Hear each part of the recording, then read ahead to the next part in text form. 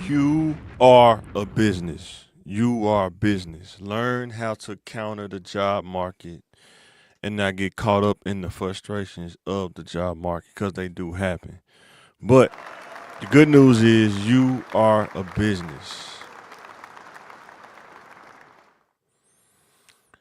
So with that being said, we're gonna talk about that today. How am I a business? How are you a business? We finna get into that. So first of all, let's get the house stuff out the way. Comment, let me know what you think about Mike Motivation. Hit the like button. Let's build a community of logical thinkers. The only way that you counter something is you have to logically think about the strategy and plan on how to get around or go through something in order to get to the other side. But you have to logically think. And that's what Mike Motivation about is somebody that logically thinks about how to solve issues in life that come about. Because problems are going to come. But the question is, are you willing to solve the problem so before the next problem comes, you can get those breaks in between? So with that being said, let's move to the next slide. Do this every time. You are a business. If I kick this cord one more time, we're going to have problems. So with that being said,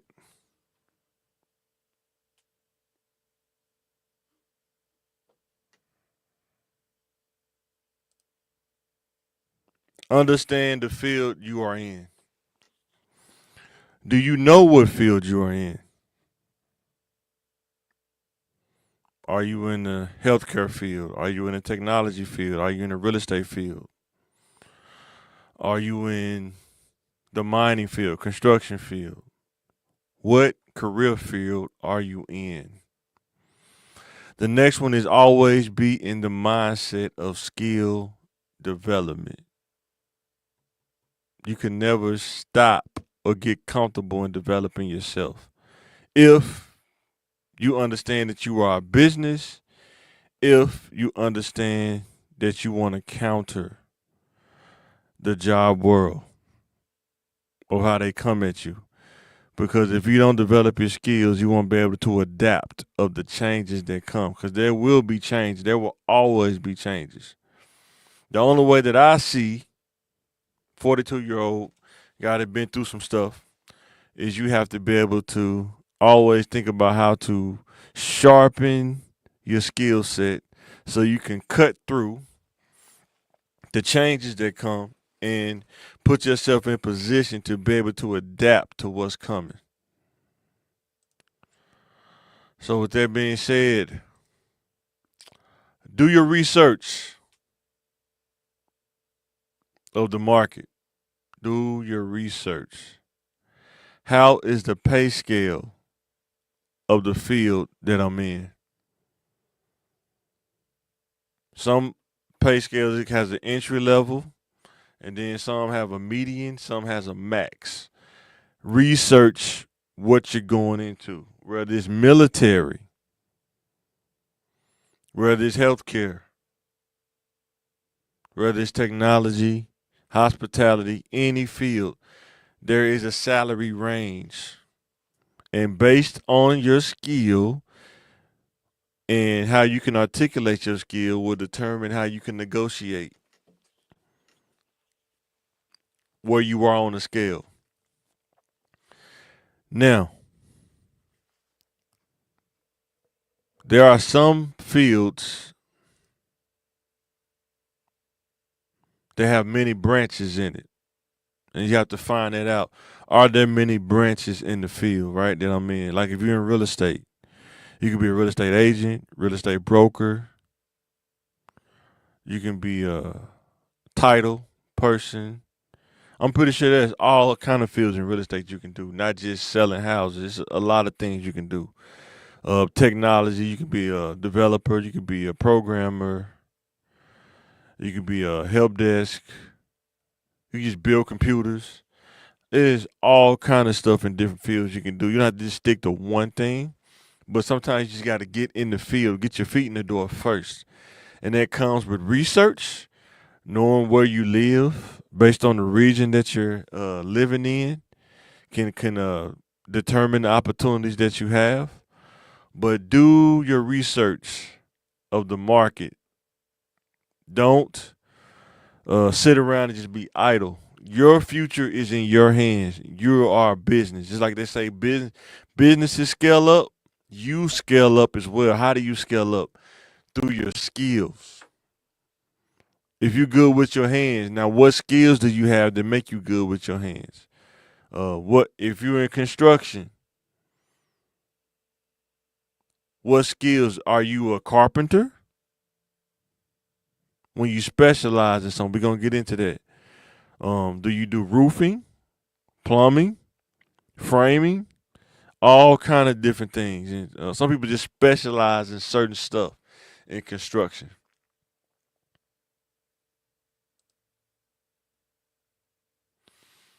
The next one is learn how to counter the market.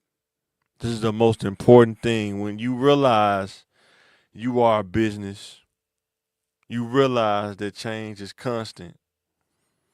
It's kind of like a boxing match. Can you counter life punches that's gonna be thrown at you? Can you be like James Toney or Floyd? Can you Philly shell? Can you shell it and counter those punches? First thing is to educate around. No, I'm sorry. Specialize in a particular skill set. So let's say if you want to learn how to use a nail gun, you want to learn how to be working IT. You want to learn how to be a systems guy. Anything. You want to learn how to be a nurse. Specialize in the skill. Don't just be a general person. The more specialized you become, the more the value will come. If you're good at framing, using a nail gun, reading a diagram, framing 2x4s or whatever wood you use, and you become good at that, you become valuable because now you can build just about anything. You can frame it out. If you want to be a systems guy, you learn how to work with servers. You learn how to work with Active Directory. You learn how to do account management. Then, if you really want to go all the way, take the Pepsi challenge, you learn how to do PowerShell. You start to specialize in systems, not only just general systems, but now you're starting to specialize in systems.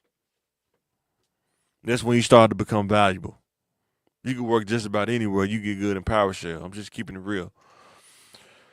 Educate around that specialized skill. The more that you hone in and sharpen that skill, the more I cannot stress it enough, the more valuable you will become. So let's look at a couple of things. Differentiate with specialized skills improve. When you specialize in a skill and you can articulate it, you can differentiate yourself from the crowd or from the pool of people in that field, you start to become valuable. Because they're gonna ask you in an interview, what makes you, what are you good at, or what, why should we hire you? I am a systems guy. I have over 5 or a decade of years of experience of using PowerShell. I understand how to do account management based on the infrastructure that's available and what's of use. I understand Microsoft Cloud management. When you start really giving off these things, you letting them know that you're able to do these things without struggle. That's when you start to become valuable. That's when they start to be like, okay, maybe we can bring this guy in and we already got the infrastructure and he knows how to use it. Now we have that one-to-one match. The second one is beat the ATS, applicant tracking system, with personalization plus strategy.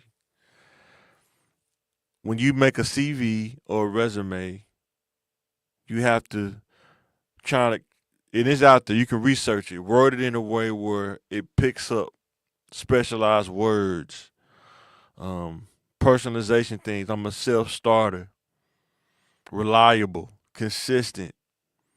Then your skills, PowerShell, HTML, CSS, Active Directory, Linux, so many things. But you have to know for that field. That's why it's good to specialize in something. So those specialized things will be on your CV, and that's what will pull you in. Because sometimes you can just upload your CV and people will find you, and you're not even looking for a job. You just uploaded your CV for other people to find it. And next thing you know, people are calling you about positions. You weren't even looking for it. So that's another way to understand that you are a business. Every skill that you learn from a job, you need to have that on your resume or CV. You do need to have that. Really, you need to have that.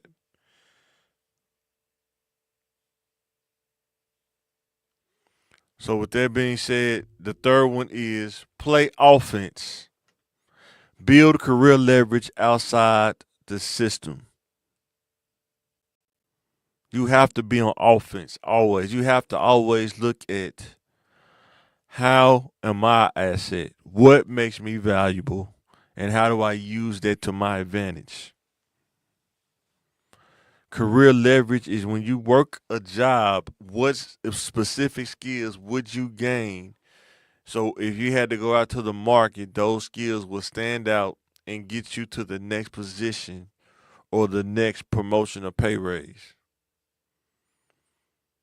You're gonna hear me say this a lot, even on a podcast. Make sure you check out the Thinking Game podcast.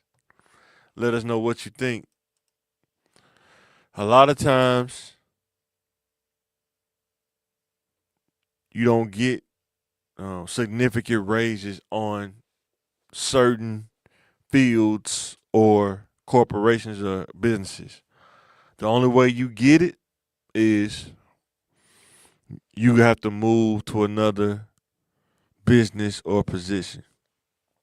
Just how the game that's how the game is working right now. I don't know if it's everywhere like that, but I know in my area, certain places you work, once you get locked in that number, you may be there until you find something else.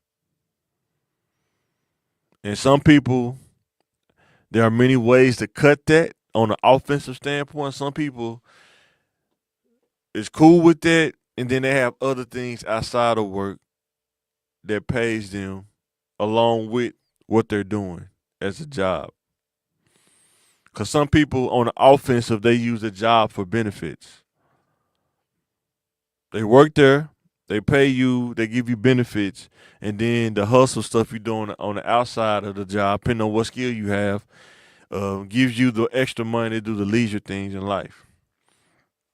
There are some people who take the education journey and they develop themselves, and the job pays you enough to pay your bills, enough to invest, and start your own business at the same time if you have the skill to multitask and do those things. But you got to play offense. And the only way you do that is you have to really be on the offensive. You have to not get caught up in trying to get sidetracked by what you think is fun.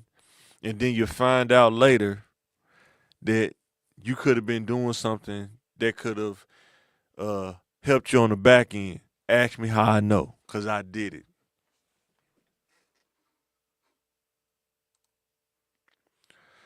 Understand how the game is being played in order to be prepared. Take the emotion away, take the frustration away. And it's like watching the NFL game, even boxing or even NBA. If you know they're gonna come at you with this offense, how do you defend against that? Or if you know they have this defense, What offense do you have that can out clever or outplay that defense? So let's talk about that a little bit. How is the progression scale? Do they have a progression plan for their employees? Or is the company small and there's not a lot of room to move around? You have to be able to determine that without asking them all the time. Sometimes you got to be able to see the landscape, have the awareness to realize that there is not a great deal of progression. And now you know, how the game is being played. How do I counter this?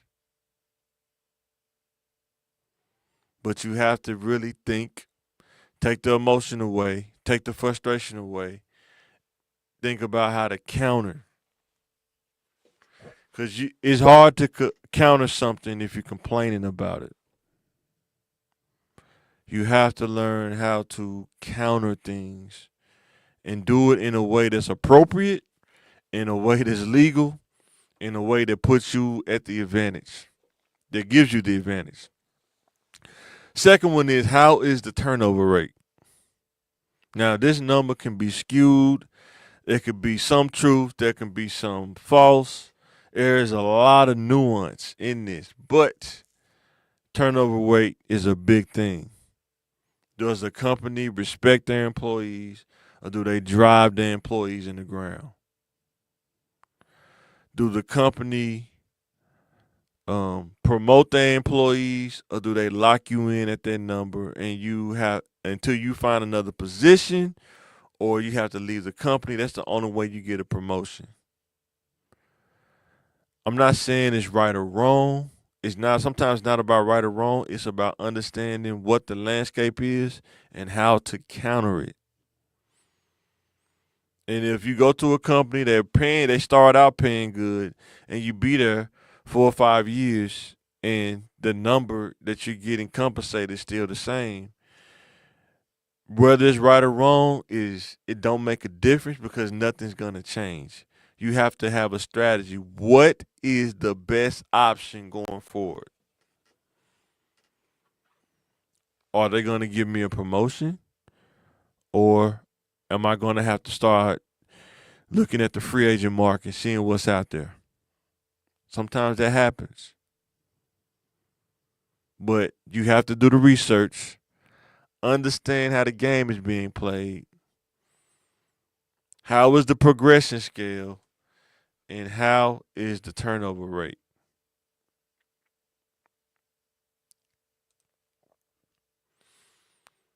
So, three things to think about: small company versus large company. Small companies sometimes could pay a little bit more, but the cons is it may not be a lot of room to move up or progress. Depends on the company, but most, I'm gonna say about 60% small companies. It depends on what field you're in. Don't have a whole lot of room for growth because they just don't have enough size or scale.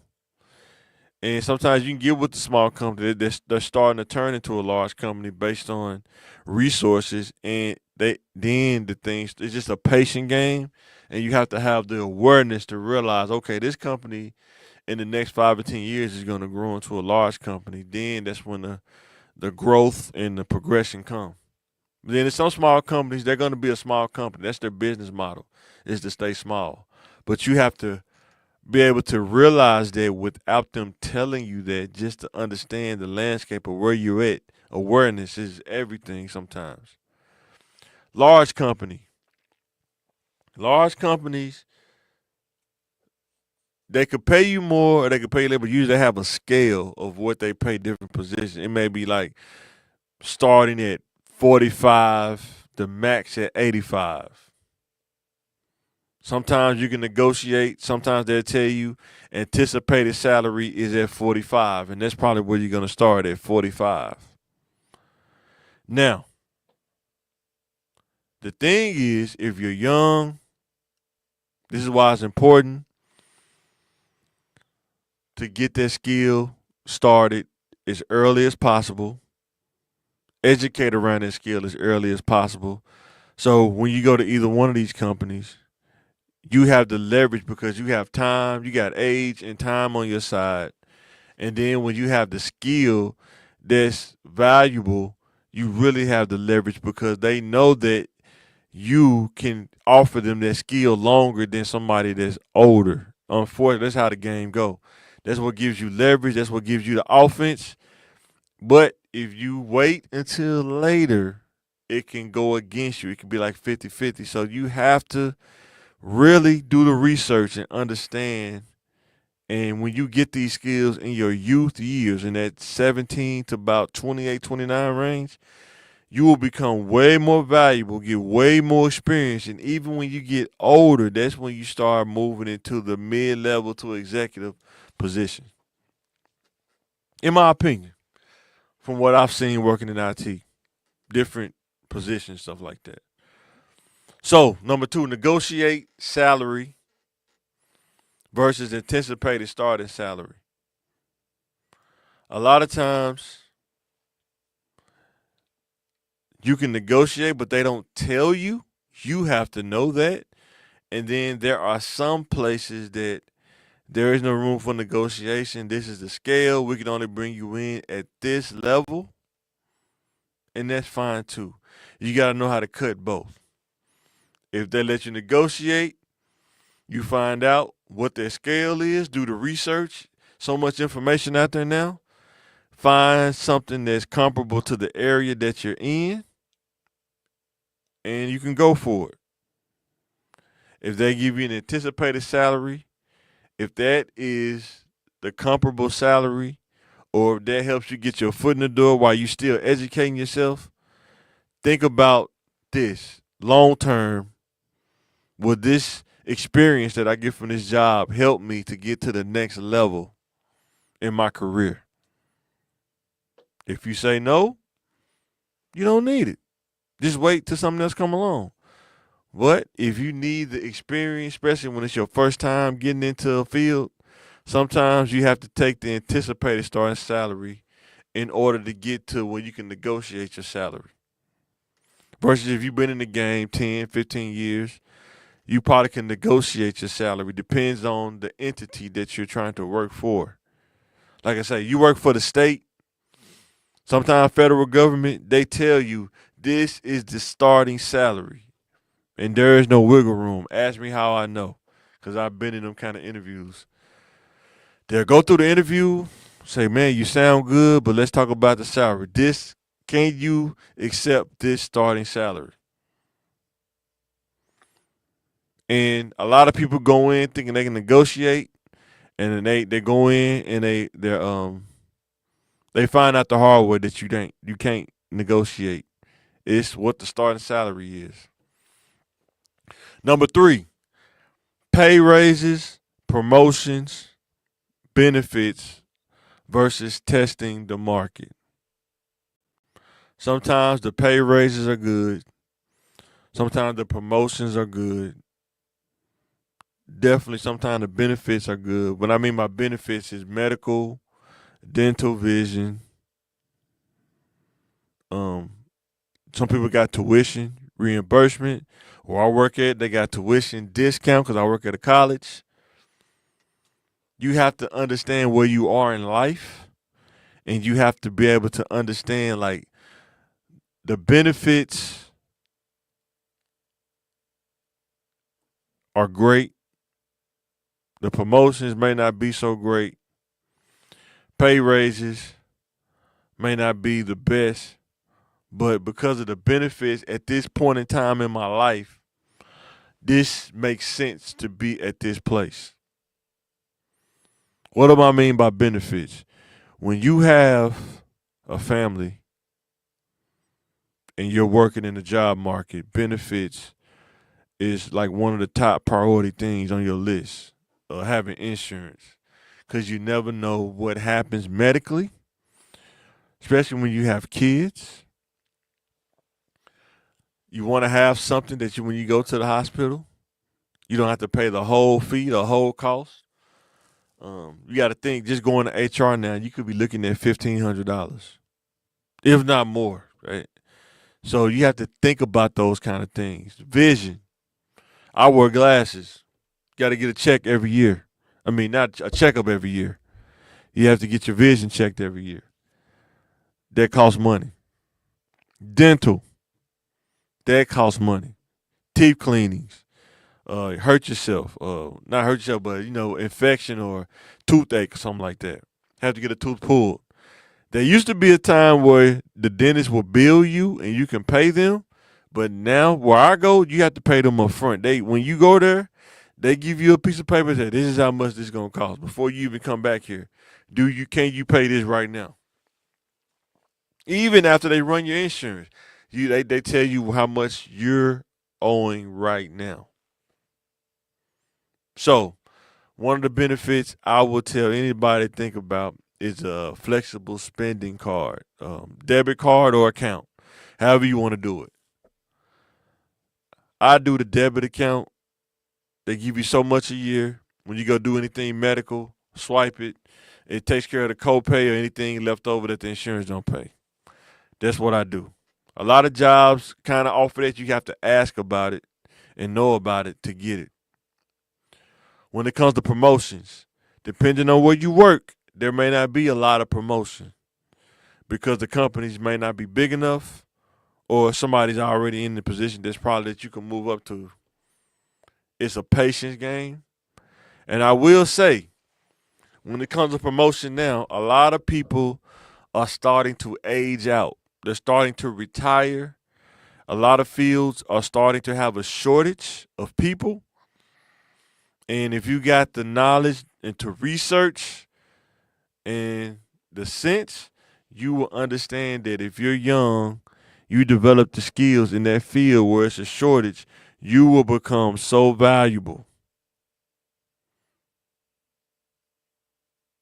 But you have to do the research and you have to execute.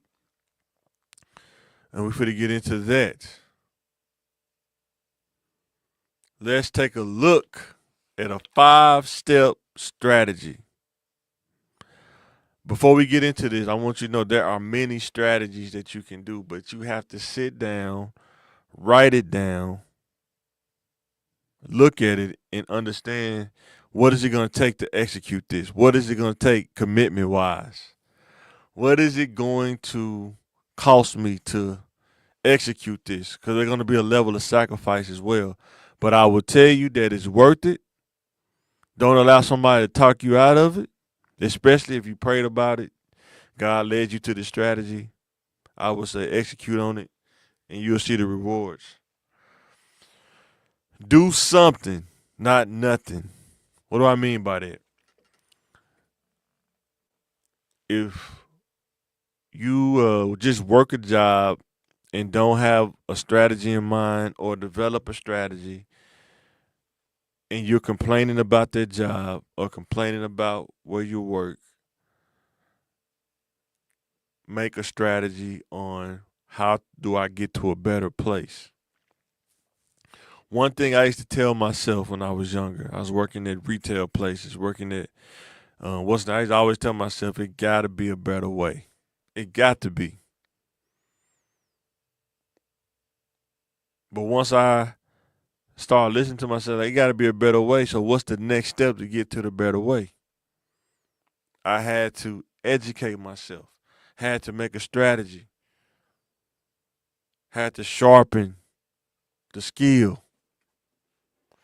And once again, I have to thank my family, my wife and kids, for allowing me to develop as their leader of the house. Having to go to school at night, having to do homework when I don't even feel like it sometimes, but having to do homework, working full time, going to school full time. It takes that, especially when you don't do it on the front end. You got to be willing to put that much energy into it on the back end. But I'm telling you, before we get into this, if you do it while you're younger, It'll save you so much time when you get older. I guarantee you it will. So let's look at it.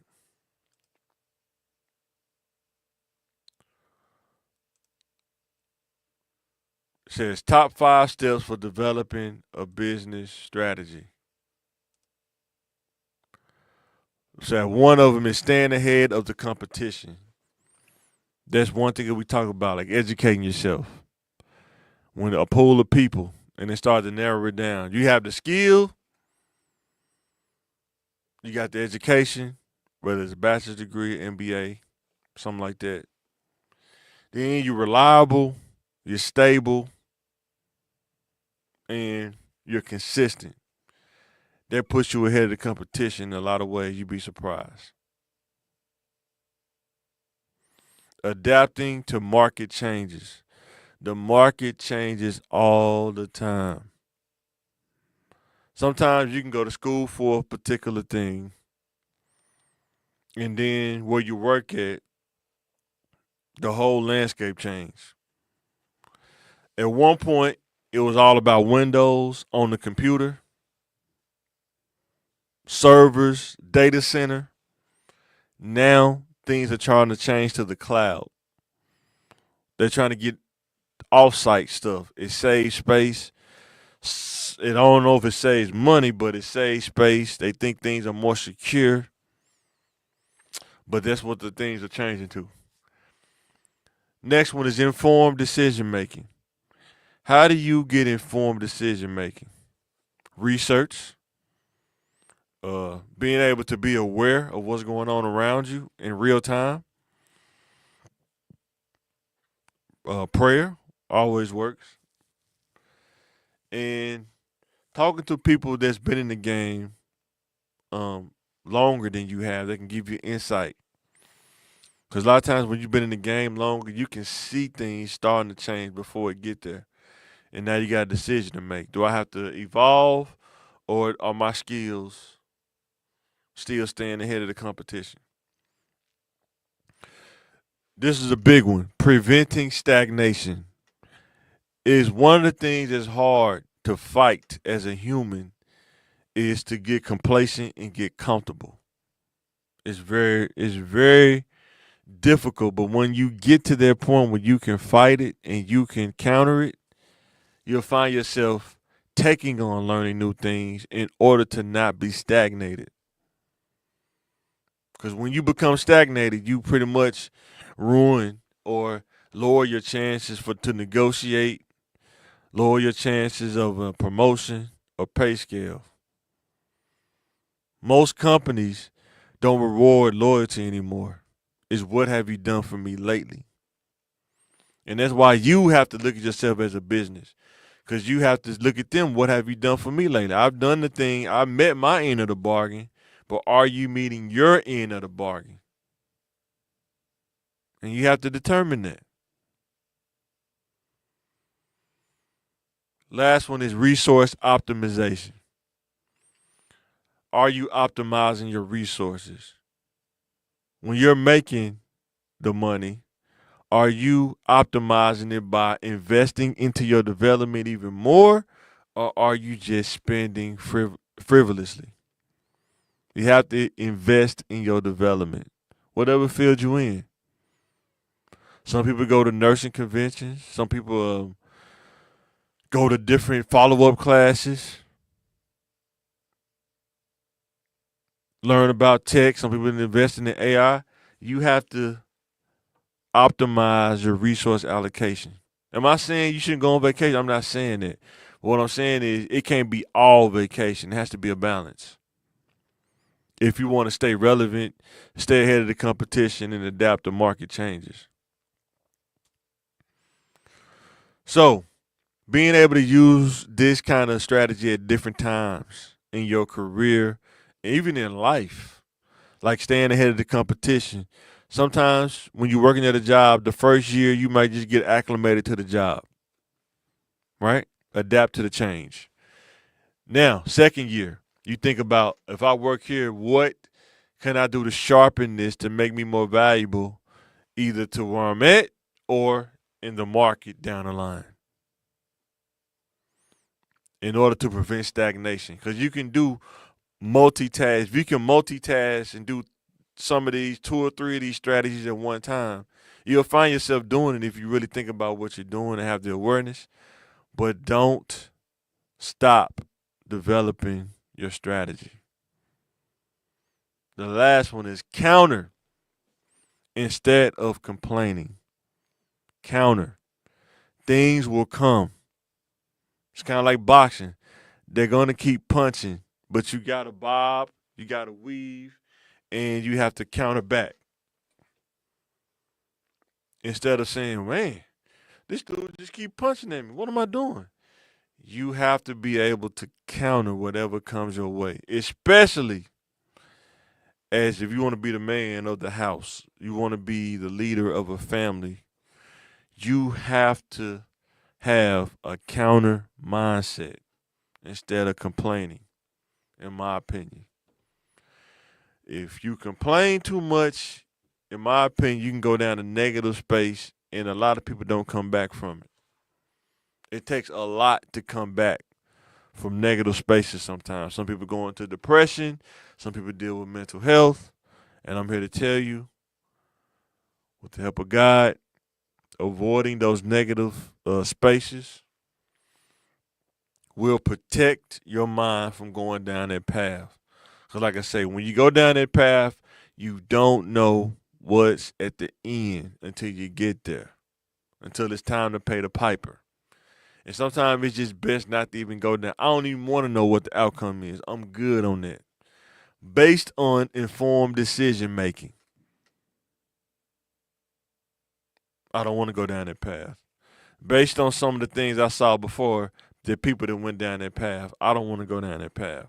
Unless I'm informed, unless it's something that shows me that it makes sense for me to go down that path and it's beneficial. Otherwise than that, if it doesn't show me that, I'm not going down that path. Just what it is. Working at jobs. Some people try to make a contentious situation, a tension situations. Don't complain about it. Counter it. Sometimes not saying anything is the best thing because they can't use words against you that you don't say. You hear people say it all the time now. Words hurt, but if you never say any words, they cannot use it against you. I've seen it happen in real life at jobs.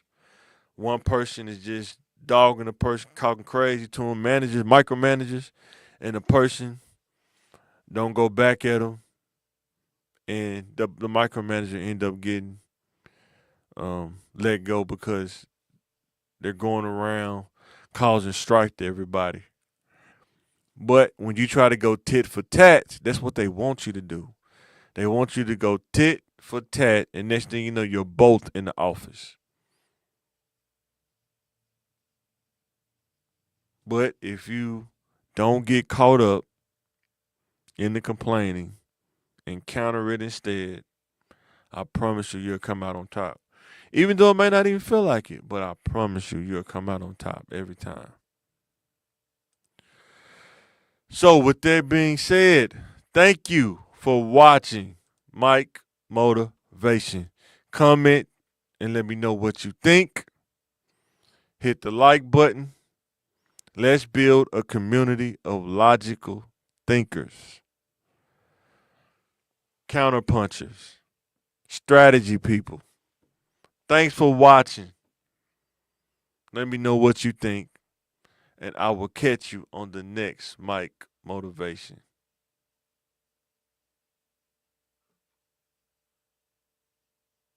That boy is good. Good and terrible.